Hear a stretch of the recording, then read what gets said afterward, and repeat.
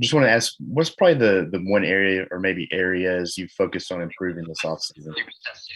Yeah, I felt like there was a lot of improvement for me that I was focused on this offseason. I felt like leadership was one of the big ones for me. Seeing how strong of a leadership we had last year, and obviously the success we had last year was something that was really inspiring for me. So wanting to step up as a leader was probably for me the biggest thing that I've been focusing on. Nick Kelly, you're next. Hey, Bryce. I'm just curious, what quarterbacks, whether they're playing now or of the past, do you like to study and watch? Yes, that's a great question. There's been a lot over the years that obviously I've done a lot of tremendous things. For me, as far as NFL quarterbacks, Aaron Rodgers is someone that I definitely look up to on the field, and someone that I like to take pieces of their game and study and try to implement my game along with Russell Wilson, who also does a lot of really good stuff. But I try my best to be a big student of the game. So if I'm here naming quarterbacks that I try to look at and take pieces of their game from, we'll be here for a minute. But I like a lot of ball, and there's a lot of quarterbacks in college and pros that are doing a great job right now. And I'm trying to emulate and get on that level. John Zener, go ahead.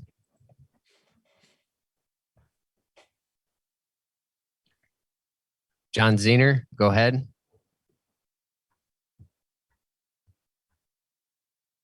All right. We'll go. Excuse me. I'm sorry. Bryce, with all the attention that comes with being an Alabama starting quarterback and then the NIL stuff and everything else is going on that most guys, college football guys, haven't had to deal with before, how do you keep all that from being a distraction and staying focused on what you need to? I think really it says a lot about Alabama, and it's honestly not too hard with the culture that we have. Coach Saban from day one, when all the external stuff started to pop up, and it's been going on for a while with there being whatever distractions there may be. That's something that we preach a lot about, making sure that we keep the main thing. And we've talked about that a lot in-house, and that's something that we really live by.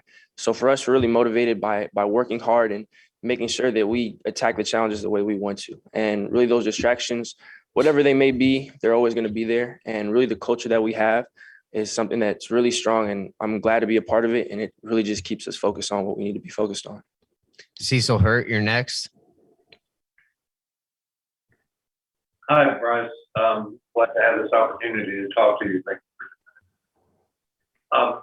I have a kind of a two-part question. First, what's the cultural adjustment been like from Southern California to Alabama? You can answer that one first.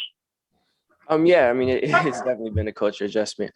Being a SoCal kid, it's a lot different being in the South. But me going to the South and transitioning to a new environment, a new atmosphere has really been a great opportunity for me. The South has been super welcoming. Everyone here, everyone on the team, everyone in the facility has welcomed me with open arms, and really the love I've been shown and the hospitality and seeing how things are a little bit different. It's been a great experience for me, and I've been really happy to be in this new environment, and I've learned a lot. And how has having a year where you got some experience, some time on the field, how has that helped you make the adjustment both as a player and as a person?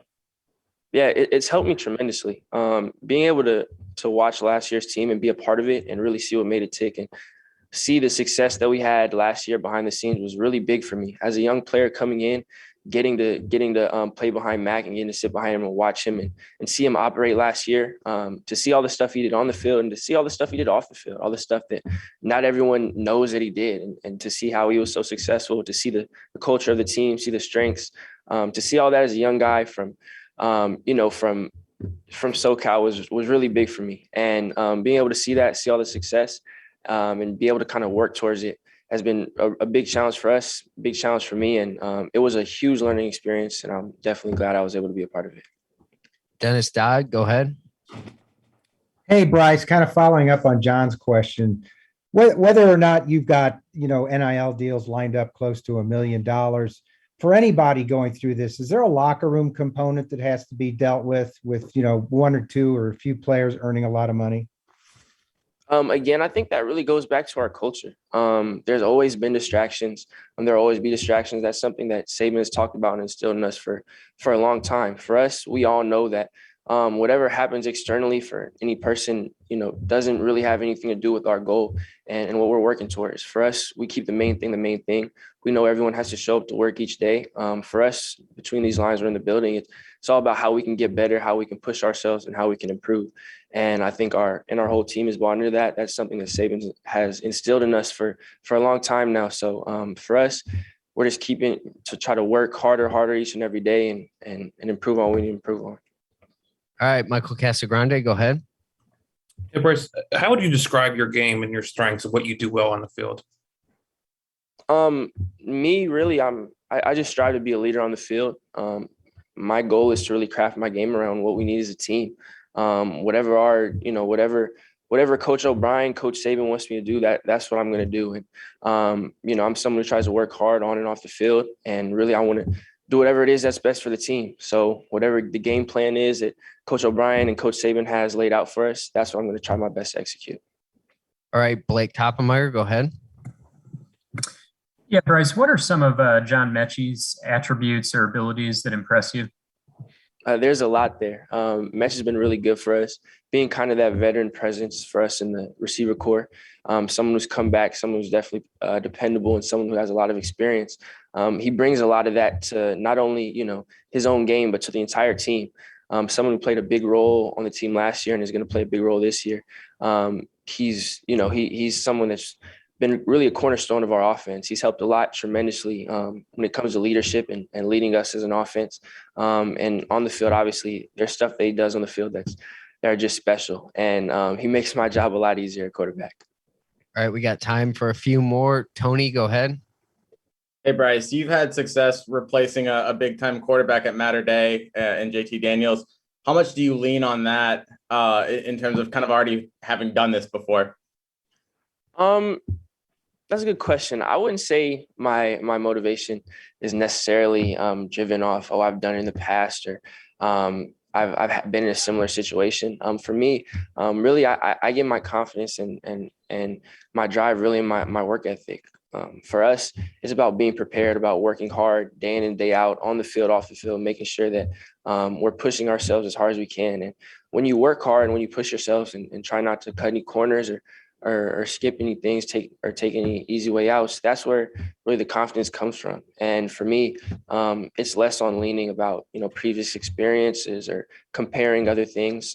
For me, it's more about how hard I can work, how hard I can push myself in practice and off season. And that's really where the confidence comes from for me. Zach Braziller, go ahead.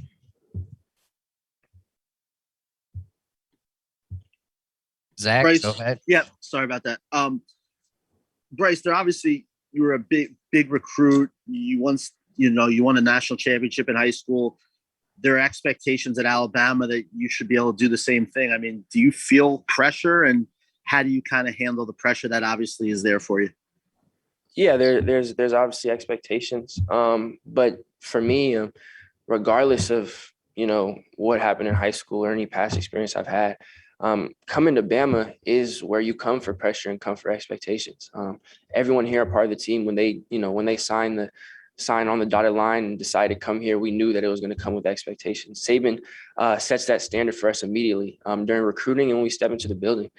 So it's not something I've been blindsided by. And honestly, I don't think it's something that's unique to me. I think everyone in the building has those expectations. And I think that's a big part of, the success that we've had and the success that we're working towards having. Saban setting that standard for us and us putting those expectations on ourselves is really what pushes us day in and day out and makes us a lot better each and every day. Dennis Dodd, you're next. Yeah. Bryce, I want to follow up. There was a moment during the quarterback retreat there in May where I saw you and Derek King at the 50-yard line just talking. I wonder if you remember that and what you guys might have been talking about since you're going to face each other. That's a good question. I don't know exactly in that conversation what we were talking about. The quarterback world, especially in collegiate football, is kind of a small world. Through whether, you know people through high school, through camps, through whatever back channels, a lot of people in the college football world, especially in quarterbacks, kind of know each other. So I couldn't tell you specifically in that instance what we were talking about. But I've talked to Derek multiple times, really good dude.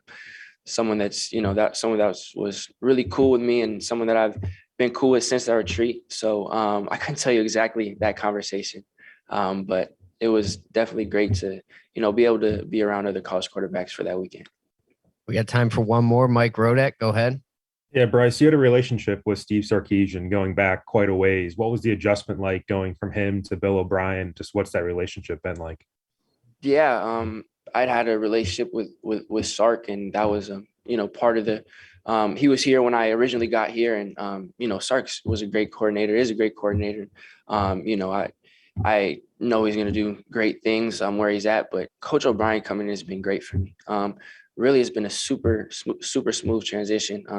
When O'Brien first came in, I wasn't, obviously I didn't know him previously, and I didn't have any relationship with him. And he came in, I knew he was in the experience he had, and knew he was from the NFL, knew he had all this title. And when he came in, what really shocked me was how open and how humble and how much he, how well he really articulated everything to me. A lot of times in NFL, you think of people in the NFL and you think, oh, they've done it at the highest level. They might come in and think they're cocky. They don't want to work with anyone, or they're just going to do it their way. But he's been super receptive to everyone in the quarterback room and everyone in the offense's ideas. And, he's obviously been super knowledgeable. And he's really taught me a lot. And that's been something that's been really good for me and my growth. And being able to just, have those conversations, have that relationship was something that was really good for us as an offense, me individually. And I'm super excited to keep working with O'Brien in the future. All right. That's it for today's media.